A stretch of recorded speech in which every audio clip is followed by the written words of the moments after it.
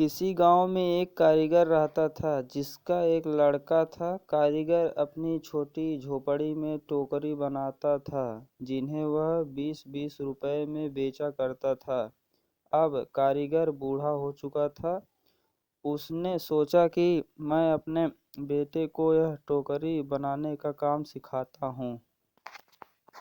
लड़के से कहा कि तुम उसे सीख लो, मैंने तुम्हारे दादाजी से सीखा है, ये हमारी पीढ़ियों से चला आ रहा काम है, अच्छा काम है। लड़का भी मान गया। टोकरी बनाने का काम सीखने को पिताजी से लड़का को टोकरी बनाना सिखाई और उसे बाजार में बेचकर आने को कहा।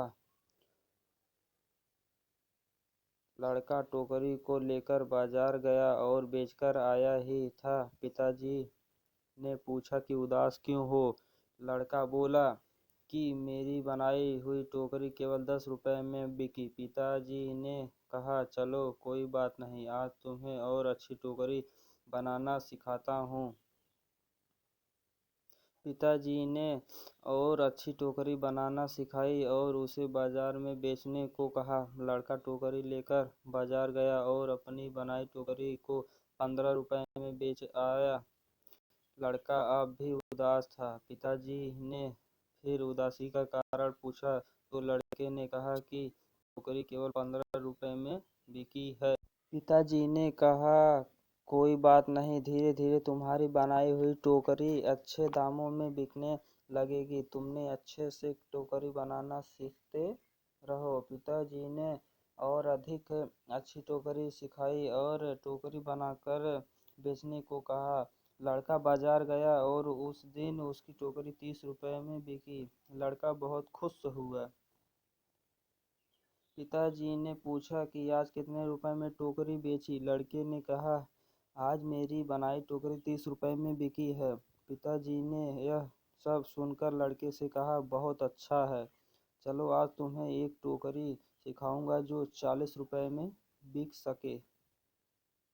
लड़के ने कहा, बस पिताजी, आप खुद 20 रुपए की टोकरी बेचते आए हो, आप मुझे 40 रुपए की टोकरी बनाना कैसे सिखाओगे?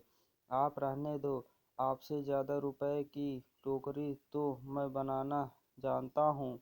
इतना सुनकर पिताजी ने कहा, ऐसा ही कुछ मैंने भी कहा था। जब मेरे पिताजी खुद 15 रुपए की टोकरी बेचते थे और एक दिन मेरी टोकरी 20 रुपए में बिक गई और मेरे पिताजी ने मुझे 25 रुपए की टोकरी सिखाने को कहा था, तो मैंने भी सीखने के लिए मना कर दिया था और कहा कि आप खुद 15 रुपए की टोकरी बेचते आए हैं, आपसे ज़्यादा की तो बेचकर आया हूँ। और तब से जीवन भर 20 रुपए की ही टोकरी बेचता रहा, क्योंकि उससे ज़्यादा की टोकरी मैं सीख ही नहीं पाया।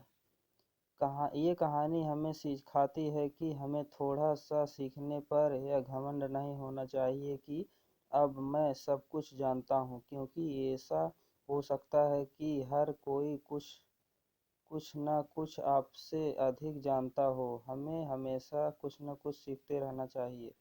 कैसी लगी ये कहानी कमेंट करके ज़रूर बताएं। धन्यवाद।